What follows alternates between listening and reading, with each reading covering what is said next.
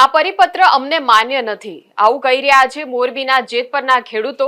જ્યારે કૃષિ મંત્રી જીતુ વાઘાણીએ પરિપત્ર જાહેર કર્યો અને વળતરની જે જાહેરાત છે તે કરવામાં આવી છે, પરંતુ એ વળતર છે એ જે પ્રકારે જાહેરાત કરવામાં આવી છે, ક્યાંક જેતપરના ખેડૂતોને હવે એવું લાગી રહ્યું છે કે આ ખેડૂતોના હિતમાં નથી। એટલે આગામી સમયની અંદર જેતપરમાં હવે શું નવાજૂની થવા જઈ રહી છે તેની વાત કરીશું આ વિડીયોમાં। નમસ્કાર, નિર્ભય ન્યૂઝમાં આપની સાથે હું મયુરી।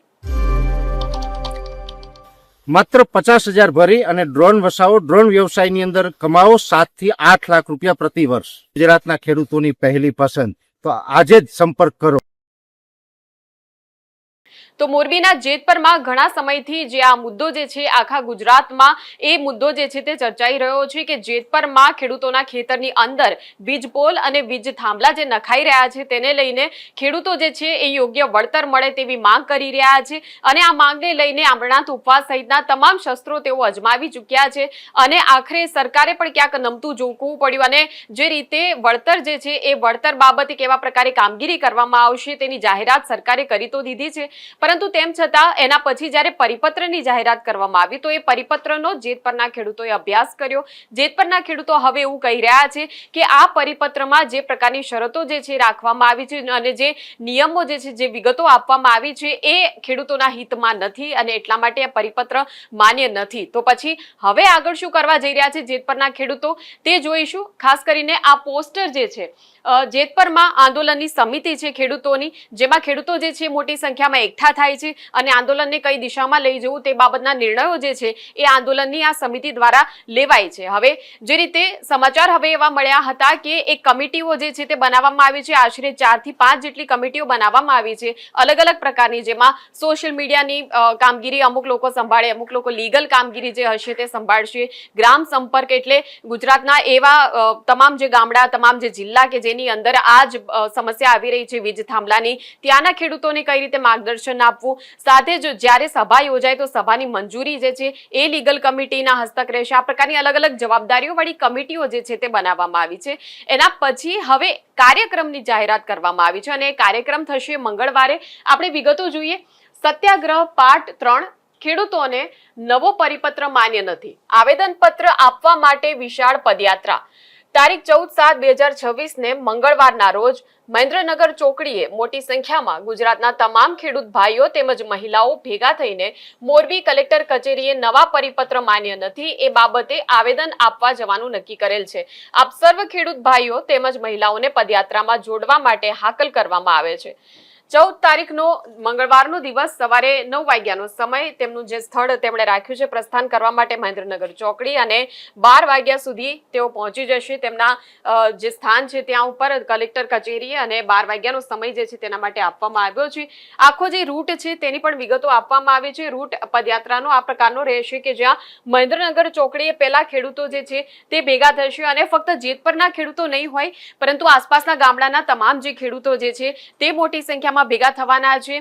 તમામ જે આગેવાનો જે છે મોરબીના તમામ મોરબી જિલ્લાના જે ખેડૂતો છે તેમને આહવાન કરવામાં આવ્યું છે, એટલે જેતપર સિવાયના જે ખેડૂતો જે છે તે પણ આ પદયાત્રામાં સામેલ થશે। મહેન્દ્રનગર ચોકડી ખાતે એકઠા થઈને ત્યારબાદ સર્કિટ હાઉસ, ત્યારબાદ ગેંડા સર્કલ, નટરાજ ફાટક, શોભેશ્વર રોડ, કલેક્ટર કચેરીએ પહોંચશે 12 વાગ્યાની આસપાસ અને ત્યારબાદ હવે એવું કહેવામાં આવ્યું છે કે મોટી સંખ્યામાં ઉપસ્થિત રહીને આ શાંતિપૂર્ણ સત્યાગ્રહને સફળ બનાવીએ।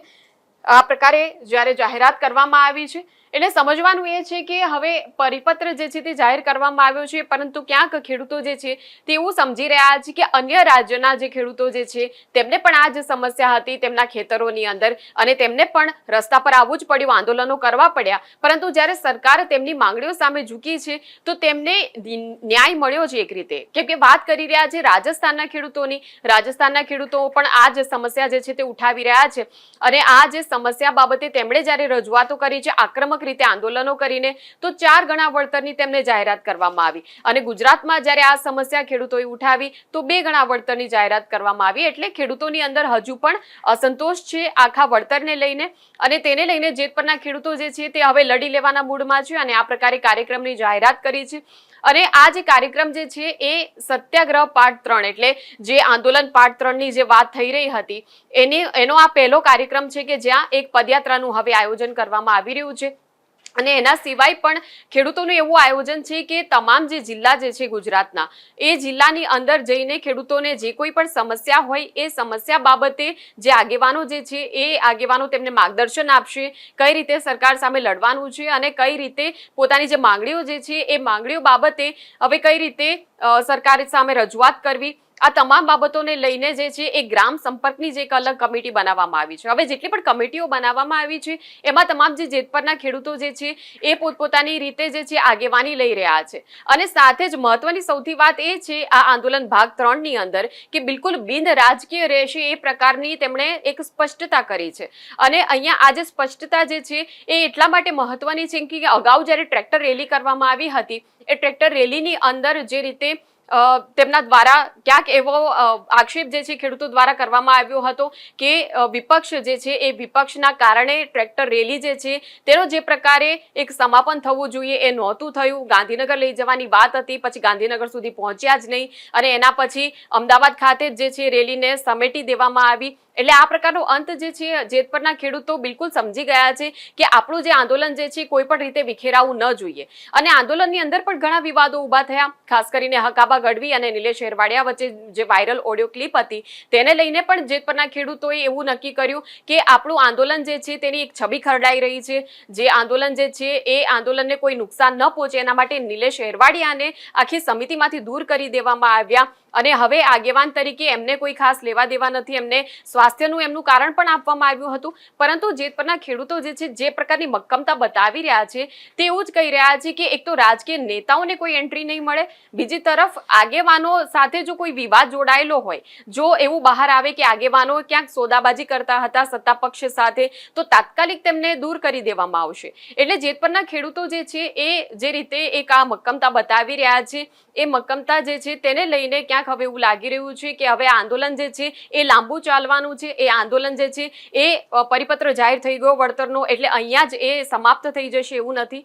પરંતુ તમામ જે ગુજરાતના ખેડૂતો છે તેને ધીરે ધીરે સંગઠિત કરવાની વાત છે, તેમને ધીરે ધીરે પોતાના આંદોલનમાં સમાવવાની વાત છે. અને ખેડૂતો પૂરતો જ આખો મુદ્દો જે છે તે રહે અને ખેડૂતો પોતાની રીતે લડત આપે તેવો આશય જે છે એ વધારે અહીંયા જોવા મળી રહ્યો છે. તો આગામી સમયમાં હવે જોવાનું એ જ રહેશે કે જે પ્રકારે એક સુવ્યવસ્થિત કમિટીઓ બનાવીને એક નવો વળાંક જે છે આંદોલનને આપ્યો છે હવે જેતપરના ખેડૂતોએ, એટલે આગામી સમયમાં હવે જે પ્રકારે આ નવા જૂની થશે અને સાથે જ પદયાત્રાનો જે આ વિશાળ કાર્યક્રમ જે થશે એ કાર્યક્રમમાં કેવા પ્રકારે અન્ય જિલ્લાના ખેડૂતો તેમને સાથ સહકાર આપે છે અને તેમની જે આ માંગણી જે છે એ માંગણી બાદ સરકાર તેમની રજૂઆતને કઈ રીતે જોવે છે તે જ આગામી સમયમાં હવે તો જોવાનું રહેશે.